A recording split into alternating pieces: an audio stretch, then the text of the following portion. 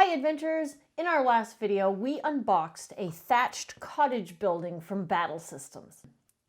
These are some great looking modular terrain pieces for your D&D game. But just how easy or hard are they to assemble?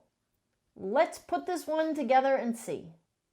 In a previous video, I made a trip to the local game store and picked up a bunch of D&D accessories. You can watch that video right up here. One of the items I picked up was this thatched cottage building from Battle Systems. They had a whole slew of different kind of fantasy terrain at my store, and I picked this one up honestly because it was the least expensive and I've never bought one of these before. But I wanted to check it out, review it, and try to put it together. If it comes out really good, I might go back and get some more because they had some really great looking building pieces. Adventurers, if you love all things Dungeons & Dragons, tips, tricks, unboxings, and reviews, make sure you go ahead and hit the subscribe button below and the notification bell so you don't miss any upcoming videos. One of the things I found unique about Battle Systems terrain is that there's actually no instructions in the box. However, they have a series of YouTube videos with instructions on how to put the buildings together. So I've got my computer here, and in between cuts, I'm going to watch the instructions and we're going to build this together. First off, let me get everything out of the box. Now the thatched cottage comes with 2 sheets of pieces, and you can see they're very illustrated, both front and back. So it says right on the front of the box, no painting required, because these are great looking building pieces to begin with. They have wood textures, stone textures. The sheets are labeled right at the top, Thatched Cottage 1 of 2, Thatched Cottage 2 of 2, and each little piece that you punch out is actually labeled. Like this says floor, bookcase, wall, chimney, so you can't confuse any of the pieces. Some of their larger pieces literally have a stack of sheets of pieces, so this is why it's a great idea that these are all labeled the way they are. I know this one seems a little strange that it's so labeled being only 2 sheets, but it's just because some of the big pieces have a lot of sheets. It also comes with these clips and to hold the pieces together. It looks as though I've got L-shaped clips, T-shaped, straight ones, X-shaped ones, and the video is going to show me exactly what clips to use on what pieces and how to put it together. So let's go. Okay, I did go through and separate all the clips into the different styles to make it quicker for me to grab them when they mention which kind of clips to use. I'm going to go ahead and watch some of the instructions and then come back and start to put it together.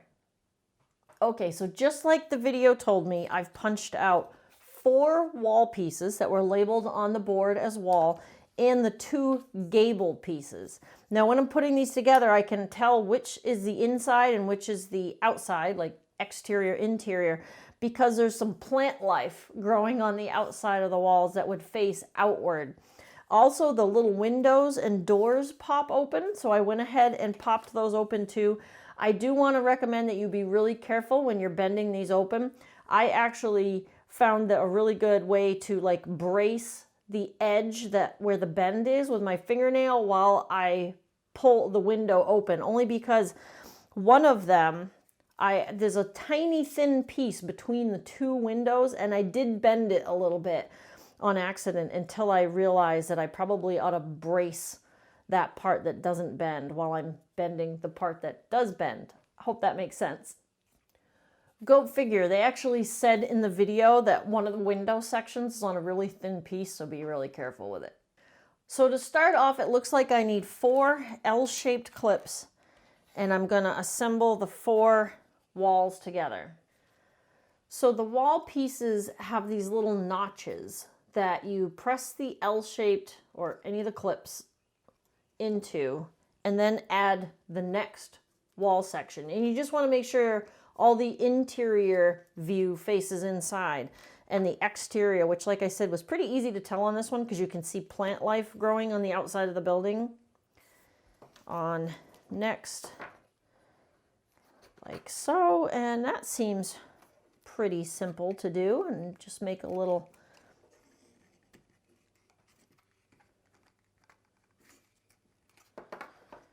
And there we go. I've got the 4 walls together.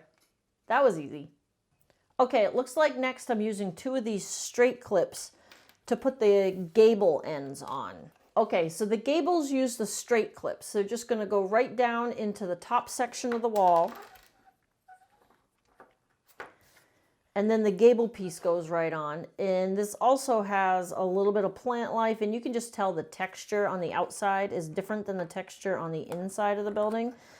And once you slide those right down on the clips, everything matches up really well. Things line up nice and there's no gaps in between. And there we have the 4 walls with the gables on them. Okay, next up is assembling the chimney. That's got 2 pieces labeled chimney on the boards. And this one is the one that looks maybe the most complicated. I might watch the video a couple times. It's got a little hole that needs to get punched out of the exterior of the chimney part. And it's got a lot of interesting little notches on it and bending spots. So let's see if I can figure this out. Okay, I think I've got it. I bent, the chimney gets bent around to actually make the little chimney stack. The side gets bent in as well and kind of tucks under. And now I can see how it's a little chimney piece that kind of hooks onto the outside of the building.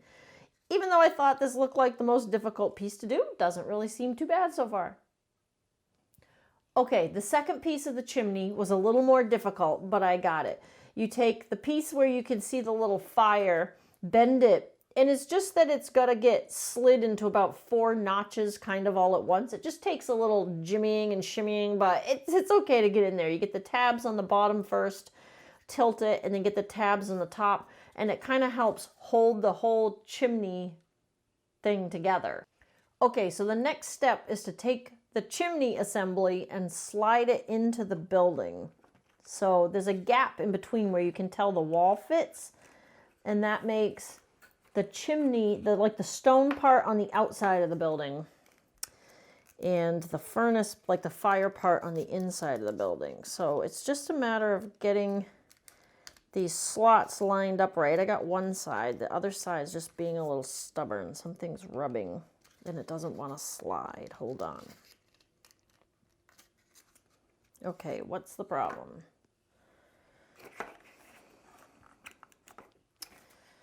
One side's going in fine. This side, oh, there we go.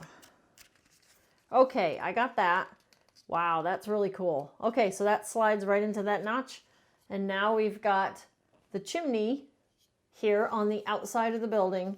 And from the inside, you probably can't see it very well from here, but I'll do some close-ups, the little fire part.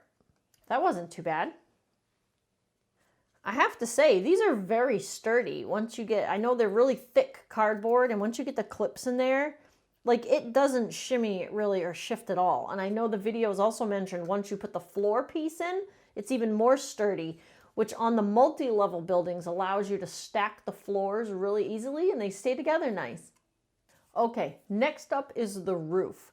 I've got 2 pieces called Thatched Roof, and I've got 2 little pieces called roof clips.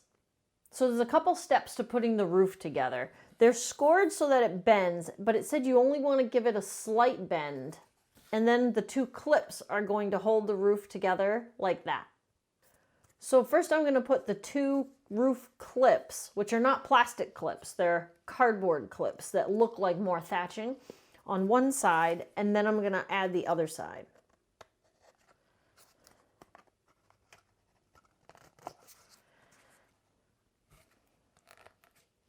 And you just kind of have to keep fiddling with it and push things in a little tighter and tighter until you close up the gap in the top of the roof.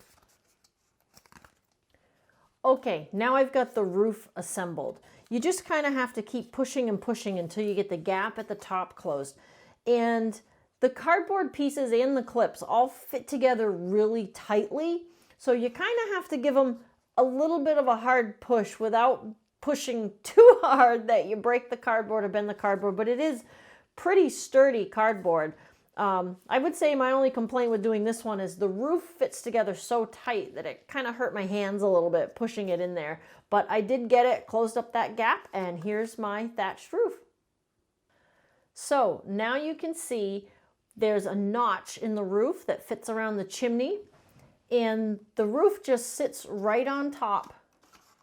And there is the thatched roof on top of the cottage. I will say that I did initially overbend it, so I had to kind of bend it back a little bit to get the angle of the roof to match the curve of the building, but it wasn't that hard at all.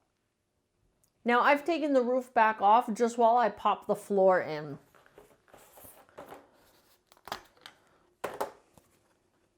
Oh, wow. So here's the floor piece, and it actually has one side that's kind of stone around the edge with wood in the middle, and the other side is all stone. So it actually gives you the option of putting it in the building whichever way you'd like.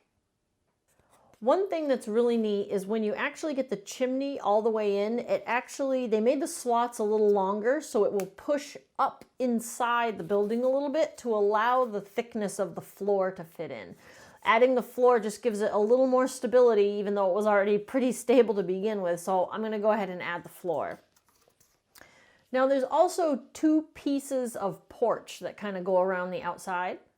On the sheet, they're labeled as decking, and they're together on the sheet, but it's actually two separate pieces. But again, once you lay them down in the corner, they just kind of go together like a jigsaw puzzle, and that fits around the outside edge of the building. And again, because that chimney presses up a little bit higher, it allows for the thickness of the decking.